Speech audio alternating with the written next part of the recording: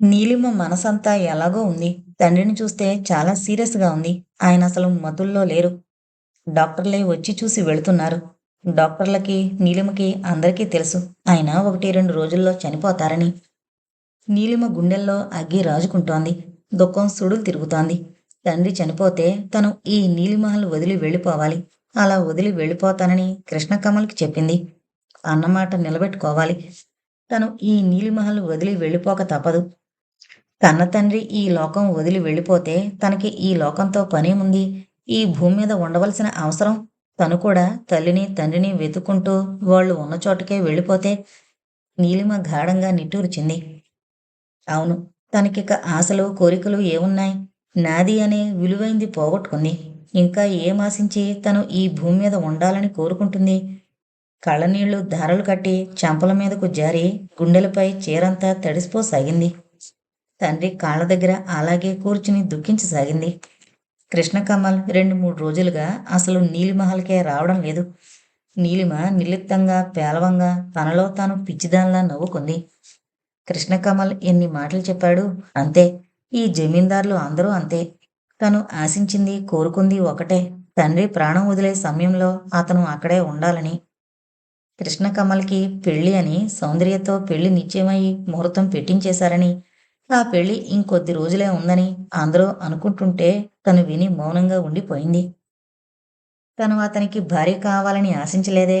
అంత ఆశ దురాశ అవుతుంది అని తెలుసు. అందుకే తను శిలగా మారిపోయింది. తనకు ఏం పట్టనట్టు. అతని పెళ్లి సౌందర్యతో జరగాలని తను కోరుకునేది.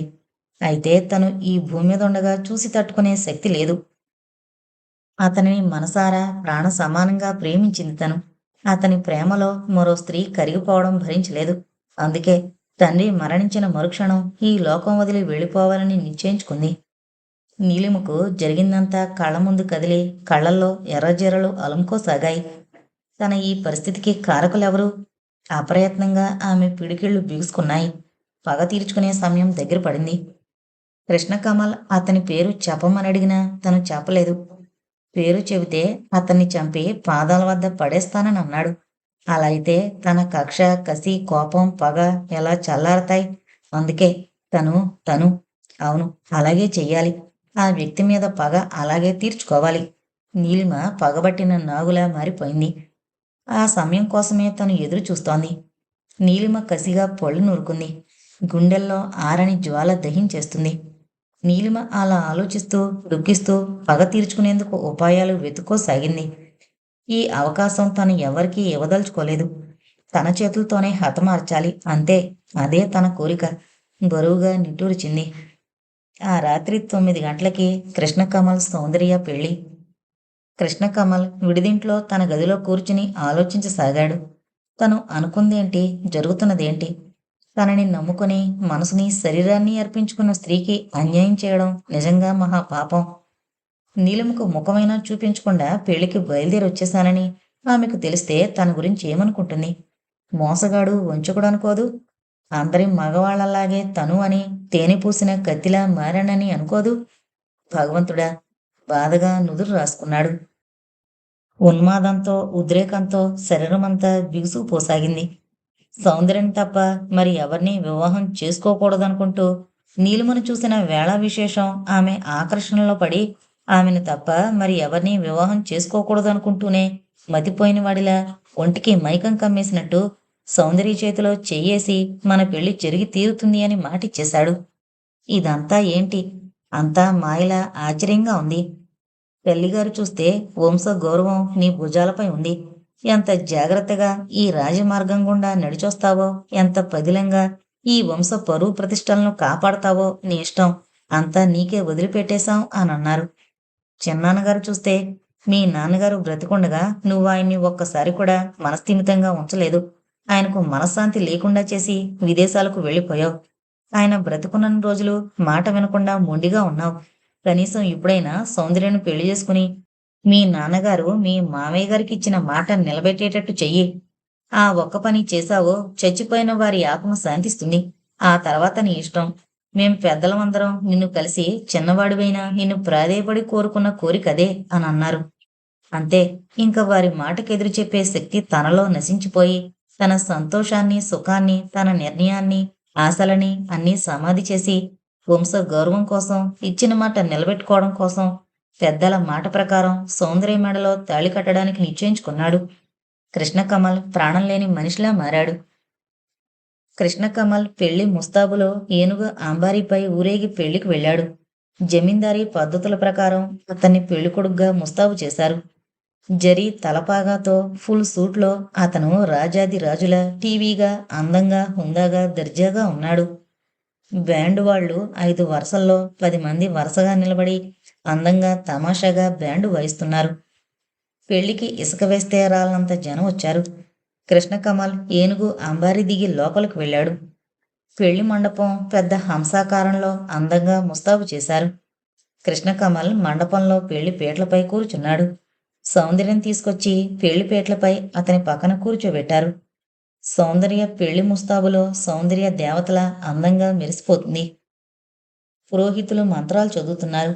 కృష్ణకమల్ సౌందర్య మెడలో 3 ముళ్ళు వేశాడు. పెళ్లితంతు ముగిసిపోయింది. ఆ రోజు నవదంపతులకి మధురమైన తొలి రోజు. కృష్ణకమల్ పూల పానుపుపై పవళించి భార్య రాక కోసం ఎదురు చూడసాగాడు. అతని మనసంతా ఎలాగో అనిపించసాగింది. తలుపు దగ్గర చొప్పుడవడంతో తల తిప్పి అటు చూశాడు. ఒంటి నిండా వస్తువులతో రంబలా మెరిసిపోతూ కళ్ళు జిగేలమనిపించేలా సౌందర్య గదిలో అడుగుపెట్టింది. ఒక్క క్షణం ఆలోచించాడు. తన మనసులో ఎన్ని బాధలైనా ఉండని, కన్నె మనసులో కోటి కోరికల అలలు చెలరేగుతాయి. పెళ్ళైన తొలి రాత్రి భర్త అనురాగంలో కరిగిపోవాలని ప్రతి ఆడపిల్ల కోరుకుంటుంది. అలా ఊహించిన దానికి విరుద్ధంగా జరిగితే ఆమె తట్టుకోగలదా? తన మనసులో ఎన్ని బాధలున్నా అది మనసులోనే ఉండిపోవాలి. పైకి ఎవరికీ తెలియకూడదు. సౌందర్య తన అర్ధాంగి, తన జీవితంలో భాగం పంచుకున్న ఇల్లాలు. ఆమె కంటతడి పెట్టడం తనకి జయం కాదు. ఆమెని ఈరోజు సంతోషపెట్టాలి. తన ప్రేమలో ఐక్యం చేసుకుని తనే ఆమె, ఆమె తను అన్న నగ్న సత్యం తెలియజేయాలి. మనసులో నిశ్చయించుకుని మెల్లగా లేచి ఆమె వద్దకు వెళ్ళి భుజాలపై చేయి వేసి సౌందర్య లాలనగా మృదువుగా పిలిచాడు. సౌందర్య సిగ్గుతో తల వంచేసింది. అతను ఆమెను గట్టిగా కౌగిలించుకున్నాడు. అతని తల ఆమె మెడవంపులో క్షణంసేపు నిలిచిపోయింది. అంతే, అతను ఒక్కసారి ఉలిక్కిపడి తలెత్తి కిటికీ వైపు చూశాడు. పాట మెల్లగా వినిపిస్తోంది. ఆ కంఠస్వరం తను విన్నదే. ఇది ఆరని జ్యోతి అంటూ పాట అలా వినిపిస్తూనే ఉంది.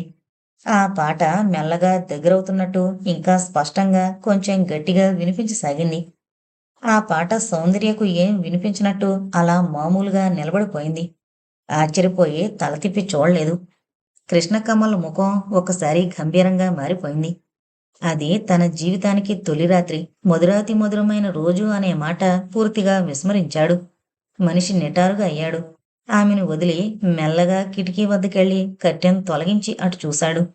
దూరంగా ఒక స్త్రీ ఆకారం, నల్లచీర, నల్ల జాకెట్టు వేసుకుని తల విరబోసుకుని ఇటే వస్తోంది. ఆమె ముఖంపై వెలుతురు పడ్డం లేదు. చీకటి మూలాన ఆమె ముఖం గుర్తించడానికి వీల్లేనట్టుగా ఉంది. సరిగ్గా కనిపించడం లేదు. నా కన్నీటితో వెలిగించుకున్న జ్యోతి అదే ఆరని జ్యోతి అంటూ తన మనసులో బాధ పాటగా మెల్లగా పాడుతూ ముందుకి కదిలి వెళ్ళిపోయింది. అతని మనసు ఒక్కసారి కదిలిపోయింది. ఈమె ఎవరు? తనని ఎందుకిలా వెంటాడుతోంది? తనంటే గుండెల్లో ప్రేమ కుమ్మరిస్తుందే గాని దగ్గరికి రాదు, ఎదుట పడదు. అతని మనసంతా చిందరవందరగా చికాగ్గా ఎలాగో అయిపోయింది. అతని ప్రవర్తనలో మార్పుకి సౌందర్యం మొదట తెల్లబోయి తర్వాత తనలో తను బాధపడి కుమిలిపోసాగింది. తను ఒక భ్రమలో పడి అతన్ని కట్టిపడేసి ఇష్టం లేకుండా బలవంతంగా అతన్ని పెళ్లి చేసుకుందా? అందుకే అతను అలా మౌనంగా దూరంగా ఉండిపోయాడా అని బాధపడసాగింది. ఆ రాత్రంతా అలాగే గడిచిపోయింది. మరుసటి రోజు రాత్రి అంతే. మూడవ నాడు రాత్రి అంతే. అతను మనసు రాయి చేసుకుని భర్తగా తన అనురాగాన్ని భార్యకు పంచివ్వడం న్యాయమని భార్య దగ్గరగా చేరబోతుంటే మళ్ళీ అదే పాట, ఆమెలో అదే బాధ. ఆమె దుఃఖిస్తూ తన చుట్టూ దూరంగా తిరగసాగింది. కృష్ణకమలకి మనసంతా ఎలాగో అయిపోసాగింది. మెల్లగా గది తలుపులు తీసుకుని తోటలోకి వెళ్ళాడు.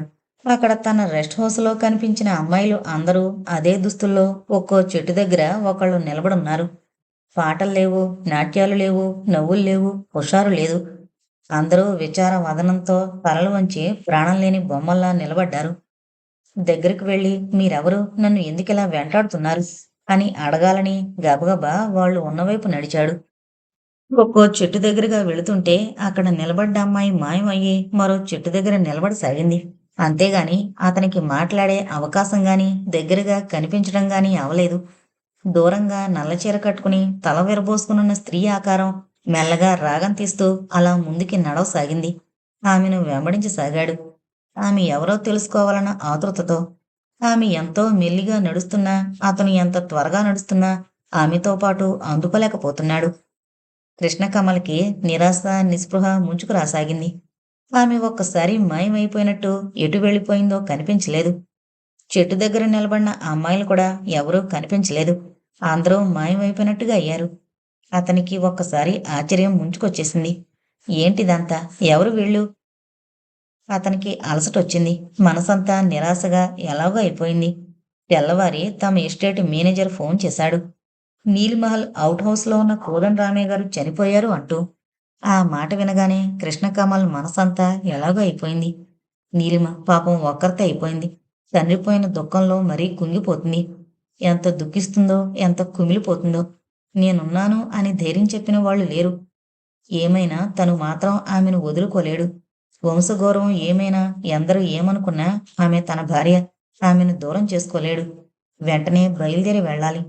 దుఃఖంలో నిండా మునిగిపోయిన నీలిమను తన గుండెల్లో దాచుకోవాలి. ఒక నిశ్చయానికొచ్చినట్టుగా మేనేజర్కి చెప్పాడు. నేను వెంటనే బయలుదేరి వచ్చేస్తున్నాను.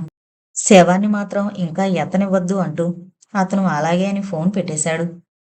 రాజా సుదర్శన్ వర్మ గారు విడిదింట్లో ఆయన గదిలో పడుకునున్నారు. ఎవరో గట్టిగా పిలిచినట్టయితే త్రుళ్ళిపడి కళ్ళు తెరిచి చూశారు. అంతే, ఒక్కసారి ఉలిక్కిపడ్డట్టయ్యారు. ఆయనకి నోట మాట రాలేదు. శరీరం బీసుకుపోయినట్టయింది. సుదర్శనం అంటూ గట్టిగా హోంకరించినట్టు పిలిచింది ఎదురుగా ఉన్న స్త్రీ ఆకారం. ఆమెను చూడగానే ఆయనకు చెమటలతో ఒళ్ళంతా తడిసిపోయింది. నేను ఎవరో తెలుసా? గట్టిగా గద్దించి అడిగింది. నువ్వు నువ్వు ఆయనకు భయంతో నోటమాట రాలేదు. నల్ల చీర, నల్ల జాకెట్టు ధరించి తల విరబోసుకుంది. ఆమెను చూస్తే ఆ సమయంలో ఎవరికైనా గుండె ఆగిపోతుంది. కళ్ళు ఎర్రగా జ్యోతుల్లా కణకణమంటూ ఉన్నాయి. నుదుట ఎర్రని గుండ్రని పెద్ద బొట్టు రక్తంతో పెట్టినట్టు భయంకరంగా కనిపించసాగింది. సుదర్శనం, నీ పాపం పండింది, నీ ఆయుష్ మూడింది అంటూ ఒక్కొక్క అడిగే దగ్గరగా వేస్తూ రాసాగింది. ఆమె రెండు చేతులు ముందుకు చాపింది. గోళ్లు వాడిగా కత్తుల్లా ఉన్నాయి. నిన్ను చంపి నా పగ తీర్చుకుంటాను.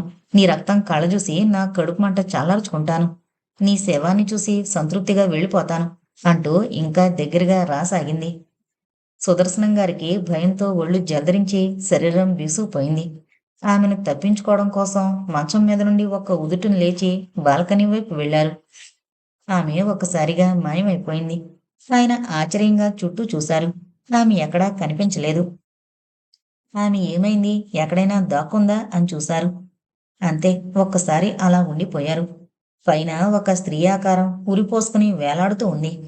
ఆయన ఒక్కసారి బిగుసుకుపోయి నిలువుగుడ్లేసుకుని అలా ఉండిపోయారు. ఉరిపోసుకుని వేలాడుతున్న స్త్రీ శవం మీద మీదకు ఊగుతూ రాసాగింది. తలెత్తి ఆకాశం వైపు చూస్తూ వెనక్కి ఒక్కొక్కడిగే వేయసాగారు. స్త్రీ శవం కాళ్ళు ఆయన తలకి తగులుతున్నాయి. ఉరిపోసుకుని వేలాడుతున్న ఆ శవం ఇంకా ఊగుతూ మీద మీదకి రాసాగింది. ఆయన అలా వెనక్కి వెనక్కి వెళ్ళి ఆగిపోయారు. బాల్కనీ అంచు ఆయన వీపుకు తగిలింది. ఆయనకి ఇంక వెనక్కి వెళ్లే దారి లేదు. ఆ శవం కాళ్లతో ఆయన తల మీద తనసాగింది. అంతే, ఆయన కళ్ళు మూసుకుని గట్టిగా వెర్రికేక పెట్టారు, వెనక్కి విరుచుకు పడిపోతూ. కృష్ణకమల్ ఫోన్ రాగానే కారు సిద్ధం చేయమని నీలిమహల్కి బయలుదేరబోతుంటే పెద్ద గొడవ, కోలాహలం వినిపించసాగాయి. ఎవరి నోట విన్నా ఒకటే మాట, రాజా సుదర్శనం గారు మేడ మీద నుండి పడిపోయి చనిపోయారు అని. కృష్ణకమల్కి ఈ సంగతి తెలియగానే కంగారుగా గబగబా అటు వెళ్ళాడు. పెళ్లి జరిగిన 3వ రోజున ఈ ఘోరం జరిగింది అని అందరూ దుఃఖించసాగారు. నిద్దట్లో నడిచొచ్చినట్టున్నారు. చీకట్లో కనిపించక బాల్కనీలోంచి పడిపోయారు అంటూ అందరూ చెప్పుకోసాగారు. కృష్ణకమల్ అందరూ కూడా అలాగే అనుకున్నారు. ఆయనది చాలా ఘోరమైన చావు అని అనుకున్నారు. పై అంతస్తు మీద నుండి పడిపోయారు. రక్తపు మడుగులో ఆయన శవం పడుంది. కృష్ణకమల్ మేనేజర్కి ఫోన్ చేసినట్టు వెంటనే బయలుదేరి వెళ్ళలేకపోయాడు. కోదండరామయ్య గారి దహన సంస్కారాలు చాలా ఘనంగా చేయమని మేనేజర్కి ఫోన్ చేసి చెప్పి చిన్నాన్నగారి దహన సంస్కారాలు తన చేతుల మీద జరిపాడు. మూడవ నాడు నీలిమహల్కి బయలుదేరి వెళ్ళాడు. నీలిమహల్ అంతా ఎలాగో ఉంది. కాంతి లేనట్టు, చీకటిగా అయిపోయినట్టు అనిపించసాగింది. అవుట్ హౌస్కి తాళం వేసింది. తోటమాలిని అడిగితే కోదండరామయ్య గారు పోయారు కదా బాబు, తాళం వేసేసి ఉంచారు అని చెప్పాడు. ఆయనకి కూతురుందిగా, ఆమె ఎక్కడుంది? అతను ఆతృతగా ప్రశ్నించాడు. తోటమాలి అతని వైపు ఆశ్చర్యంగా చూస్తూ, కూతురా, కూతుళ్ళు ఎవరూ లేరు కదా బాబు, ఆయనకి సేవ చేయడానికని ఒక మనిషిని ఏర్పాటు చేశారు. ఆ అబ్బాయి కూడా ఆయన పోవడంతో వెళ్ళిపోయాడు అంటూ చెప్పాడు. అదేంటి, ఆయనకి కూతురుండాలి కదా, ఇప్పుడు లేదా, ఎక్కడికి వెళ్ళింది? అతని కనుబొమ్మలు ముడుచుకున్నాయి. కంఠస్వరంలో ఆతృత హెచ్చింది. మనసులో బాధ సుడిగుండమైంది. ఆ కూతురు ఇప్పుడు ఎక్కడుంది బాబు, చచ్చిపోయి 10 సంవత్సరాలు దగ్గరయింది. ఆ ముసలతను అప్పట్నుండి బెంగతో మంచం పట్టేశాడు. కృష్ణకమల్ బుర్ర ఒక్కసారి గిర్రున తిరిగినట్టయింది. కోదండరామయ్య గారి కూతురు చనిపోవడం ఏమిటి? చనిపోయి 10 సంవత్సరాలు అవస్తోందా? అందరి మాటలు అన్ని రకాలుగా ఉన్నాయి. నీలిమ అవమానం జరిగిన తర్వాత ఎవరికీ కనిపించకుండా ఇంట్లో ఉండిపోతే అందరూ ఆమె చనిపోయింది అని అనుకున్నారా? ఎలా అనుకుంటారు? తనతో అన్నట్టుగా తండ్రి చనిపోగానే ఇల్లు విడిచి వెళ్ళిపోయిందా? నీలిమ గురించి ఎవరినడిగితే తెలుస్తుంది? తోటమాలి చెప్పింది అతని బుర్రకెక్కలేదు. మెల్లగా అడుగులో అడుగు వేస్తూ నీలిమహల్లోకి ప్రవేశించాడు. ఆ వేళంతా నీలిమ కోసం చూశాడు. ఆమె వస్తుంది అని. ఆమె మాత్రం రాలేదు. తోటమాలి మాటలకి తలా తోక లేనట్టుగా ఉన్నాయి. అతనికి ఆ మాటలేం అర్థం కాలేదు. నీలిమ తప్పకొస్తుంది. తనంటే ఆమెకు ప్రాణం. తనని చూడ్డానికొస్తుంది అని ఎదురు చూడసాగాడు. అలా ఆలోచిస్తూ మంచం మీద పడుకున్నాడు. కొద్దిసేపటికి కళ్ళు మూసుకుని పడుకున్నాడు. కొద్ది క్షణాల తర్వాత అతని నుదుటి మీద ఎవరిదో చేయి పడింది. కృష్ణకమల్ ఉలిక్కి పడ్డట్టయి కళ్ళు తెరవబోయాడు. ఎందుకో ఆ కళ్ళకి మొద్దులాంటిదొచ్చి కళ్ళు తెరవలేకపోయాడు. ఆ స్పర్శ నీలిమది. అతను గ్రహించుకున్నాడు. మనసులో సంతోషం పొంగిపోతుంది. నా నీలు, నా దగ్గరకొచ్చేశావా? దగ్గరగారా, నా చేతుల్లో బందీ అయిపో. అతను ఇంకా ఏమేమో అనాలనుకున్నాడు. ఆ మాటలు ఒకటి కూడా అతని గొంతుకులో నుండి పైకి రాలేదు. తన నుదుటి మీదున్న ఆమె చేతిపై తన చేయి వేసి ఆ చేతిని గట్టిగా పట్టుకుని దగ్గరకు లాక్కోవాలనుకున్నాడు. అతను అనుకున్నట్టు చేయలేకపోయాడు. కృష్ణ, ఆమె మెల్లగా పిలిచింది. ఆ పిలుపులో అనురాగం, ఆత్మీయత నిండుగా తొణికిసలాడుతున్నాయి. నేను మీకు చెప్పినట్టుగా మీ నీలిమహల్ వదిలి వెళ్ళిపోతున్నాను. మా నాన్నగారు ప్రాణం ఉన్నంత వరకు ఆ నీలిమహల్ అవుట్ హౌస్లో ఉండనివ్వమని అడిగాను. ధర్మస్వరూపులైన మీరు నా కోరికను మన్నించారు. నాన్నగారు చనిపోయారు. నేను వెళ్ళిపోతున్నాను. వెళ్ళిపోయే ముందు మీకు కొన్ని విషయాలు చెప్పాలని ఆగాను అంటూ చెప్పసాగింది. మీరు ఎన్నోసార్లు నా విషయం అడిగారు. కానీ నేను ఎప్పుడూ ఆ విషయం మీకు చెప్పలేదు. నేను ఒక దుర్మార్గుడి వలన మోసపోయాను అని చెప్పాను. అతని పేరు చెప్పమని అతను ఎక్కడున్నా సరే వెతికి వాడి రక్తం కళ్ళ చూస్తాను అన్నారు. అది నాకిష్టం లేదు. ఎవరి వలనైతే నా జీవితం నాశనమైందో వాళ్ళని నేనే చంపి కసి తీర్చుకోవాలని నిశ్చయించుకున్నాను. సమయం కోసం కాచుకుని కూర్చున్నాను. మీకు ఆ రోజు చెప్పాను. రాజా రంగనాయకులు గారి స్నేహితుడు నన్ను లొంగదీసుకోవాలనుకున్నాడని. ఆ రోజు తప్పించుకున్నాను. ఆ రోజైతే తప్పించుకున్నాను గాని తర్వాత తప్పించుకోలేకపోయాను. ఒకరోజు అతను వెళ్ళిపోయినట్టే వెళ్ళిపోయి ఆ బంగ్లాలోనే ఉండిపోయాడు. అతడు లేడనుకున్నాను. నేను ఆ గదిలోకి వెళ్ళాను. అంతే, ఆయన ముందు నా బలం, నా తెలివితేటలు ఎందుకో పనికి రాకుండా పోయాయి. ఎంత పెనుగులాడి తప్పించుకోవాలని చూసినా ప్రయోజనం లేకపోయింది. ఆయన పశుబలంతో నన్ను లొంగదీసుకుని తన కోరికకు నా జీవితాన్ని బలిపెట్టారు. తెల్లవారకుండానే ఆయన మరొకళ్ళ కంటపడకుండా వెళ్ళిపోయారు. ఇక నా దుఃఖం ఏమని చెప్పుకోను? ఇక నా జీవితం ఎందుకు? కన్నీరు మున్నీరుగా విలపించాను. ఇక నాకు బ్రతకాలని అనిపించలేదు. ఆ గదిలోనే ఉరిపోసుకుని ప్రాణం తీసుకున్నాను. అయితే నా తండ్రి గురించి నేను నీలిమహల్లో ఉండక తప్పలేదు. తర్వాత మీకు తెలిసిందే. నా తండ్రి గురించి నేను మీ వద్దకొచ్చి అడిగాను. మీరు నీలిమహల్ కొని నా తండ్రిని అవుట్ హౌస్లో ఉంచారు. అయితే నా కక్ష, అందుకే సమయం కోసం ఎదురు చూడసాగాను. మిమ్మల్ని నా వైపు ఆకర్షించుకోవడానికి ఎన్నో విధాలుగా ప్రయత్నించాను. మీ విశ్రాంతి భవంతిలో ఎందరో అమ్మాయిలు కనిపించినట్టు, నవ్వినట్టు, నాట్యం చేసినట్టు, పాట పాడినట్టు రకరకాలుగా మిమ్మల్ని కవ్వించసాగాను. నేను మాత్రం మామూలుగా, నీలిమగా, అమాయకంగా ఉండిపోయాను. ఇక నా విషయం అంటారా? మిమ్మల్ని మనసారా, గాఢంగా, హృదయపూర్వకంగా ప్రేమించాను. అయితే నాకు శరీరం లేదు. మీకు భార్యనయ్యి, మీతో జీవితం సాగించే అదృష్టం, మీ పిల్లలకు తల్లినై నా జీవితం సార్థకం చేసుకోవడానికి వీల్లేదు. అయితే నాకు ఒక మనసుంది. నాకు కోరికలున్నాయి. అందుకే మిమ్మల్ని నా ఆకర్షణలో పడేట్టు చేయడం కోసం ఎన్నో ప్రయత్నాలు చేసి, ఆఖరికి మిమ్మల్ని లొంగదీసుకుని నా కోరిక తీర్చుకున్నాను. మరొక సంగతి, నా కోరికంటే తీర్చుకున్నాను కానీ, మిమ్మల్ని బాధ పెట్టాలన్న ఉద్దేశం నాకు లేదు. మీరు పూర్తిగా నా వారైపోయారన్న నమ్మకం నాకు కలిగింది. నేను ఈ నీలిమహల్ వదిలి వెళ్ళిపోతే మీరు ఏమవుతారు?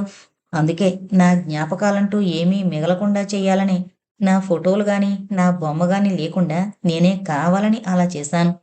మీరు అనవసరంగా సౌందర్యం మీద అనుమానం పడ్డారు. అది తప్పు. నేనే ఆ బొమ్మను పాడు చేశాను. ఏ స్త్రీ అయినా కోరుకునేది ప్రేమానురాగాలతో పాటు తాళిబొట్టు కూడా కోరుకుంటుంది. తాళిబొట్టు నేను కోరుకోలేదంటే అర్థం? తాళిబొట్టు ధరించడానికి నాకు శరీరమేది? ఆ శరీరం ఏనాడో కాలి బూడిదైపోయింది. మిగిలింది నా ఆత్మ. తీరని కోరికలతో, ఆరని దుఃఖంతో అలా తిరుగుతున్నాను. మిమ్మల్ని ప్రేమించాను అంటే ఎలా? నా మనసునే మీ పాదాల కింద పరిచాను. నా ఆశల కుసుమాల్ని మీ పాదాలపై పోసి మిమ్మల్ని ఆరాధించాను. కాలి బూడిదైన నా శరీరం కాలిపోకుండా భద్రంగా ఉందన్నట్టు మీకు భ్రమ కల్పించి మిమ్మల్ని నా వశపరుచుకున్నాను. ఎందుకు? 1. మిమ్మల్ని మనసారా ప్రేమించినందుకు. 2. నా కక్ష తీర్చుకోవడం కోసం. నా జీవితాన్ని సర్వనాశనం చేసిన వ్యక్తి ఎవరంటారా? మీ చిన్నాన్నగారు, రాజా సుదర్శనం గారు. నా కక్ష తీర్చుకున్నాను. ఆయన్ని చంపేసి నా కడుపు మంట చల్లార్చుకున్నాను. నా కసి, కోపం, ద్వేషం, పగ అన్నీ ఆయన చావుతో చల్లారిపోయాయి. నా తండ్రి మరణంతో నేను ఈ బంగ్లాలో ఉండవలసిన అవసరం తీరిపోయింది. అందుకే నేను వెళ్ళిపోతున్నాను. మీరు సౌందర్యను వివాహం చేసుకున్నారు అన్న కోపం నాకు లేదు. నేను బ్రతికుంటే మీతో పోట్లాడైనా మిమ్మల్ని వివాహం చేసుకునేదాన్ని. నాకు ఈ జన్మలో ఆ అదృష్టం లేదు. పెళ్ళైన రాత్రి మీరు మీ భార్యతో గడపాలని, మీరిద్దరూ దగ్గరైతే భరించే శక్తి లేక 1. 2. అక్కడ నా తండ్రి చావు బతుకుల్లో ఉన్న దుఃఖం. మీరిక్కడ ఉండిపోయారు. నీలిమహల్‌కి వస్తారా రారా అన్న ఆలోచనతో మీరిద్దరూ దగ్గరవ్వకుండా నేనే రకరకాల భ్రమలు కల్పించి మిమ్మల్ని ఆ 3 రాత్రులు దూరం చేశాను. ఇక నేను వెళ్ళిపోతున్నాను. మళ్ళీ ఎప్పుడూ మీ కంట పడను. మీరు సౌందర్యతో హాయిగా నిశ్చింతగా జీవితం గడపండి. మీరు సుఖంగా, సంతోషంగా ఉండాలనే నా కోరిక. మరుజన్మంటూ ఉంటే నేను మీకు భార్యను కావాలని, మీ ప్రేమానురాగంలో నిండా మునిగిపోవాలని, మీ పిల్లలకు నేను తల్లిని కావాలని, ఇలా ఇంకా ఏవేవో కోరికలు.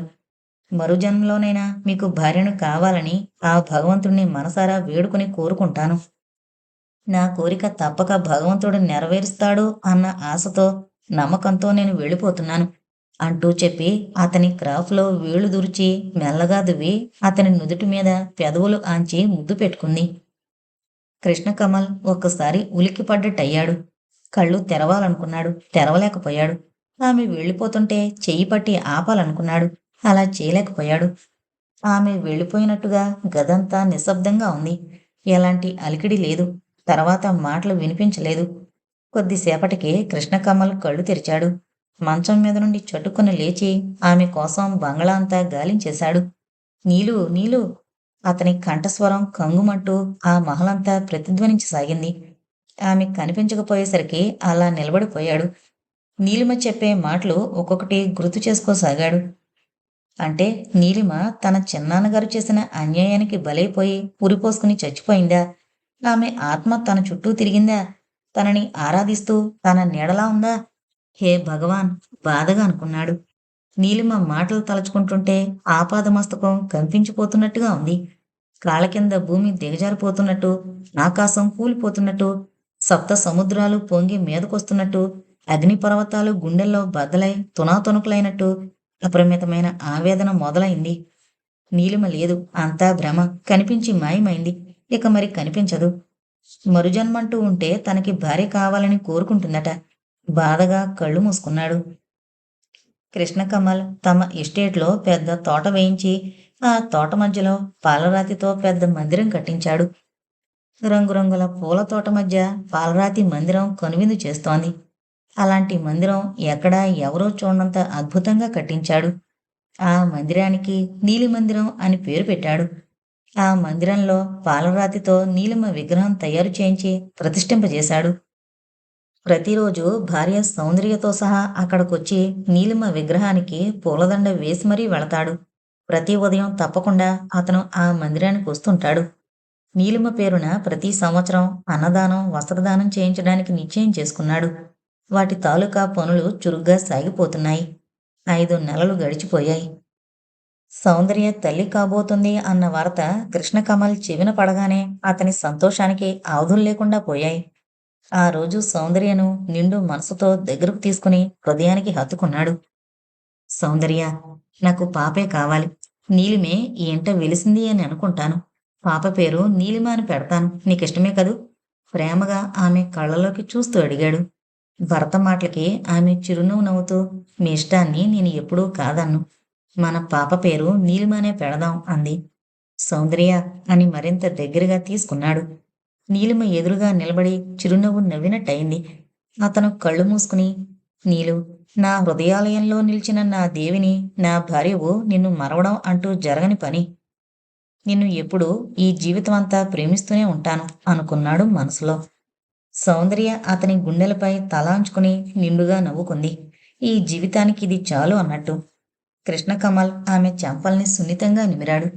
తనకు 2 భార్యలు. ఒకరు నీలిమ, మరొకరు సౌందర్య. తను చాలా అదృష్టవంతుడిగా భావించుకున్నాడు. ఇద్దరి అతివల అనురాగం తను పొందగలిగినందుకు. అతని మనసంతా సంతోషంతో, సంతృప్తితో నిండిపోయింది. ఇంతటితో నీలిమహల్ అనే నవల కంప్లీట్ అయిందండి. దయచేసి మన ఛానల్ను సబ్స్క్రైబ్ చేసుకోగలరు. Thank you.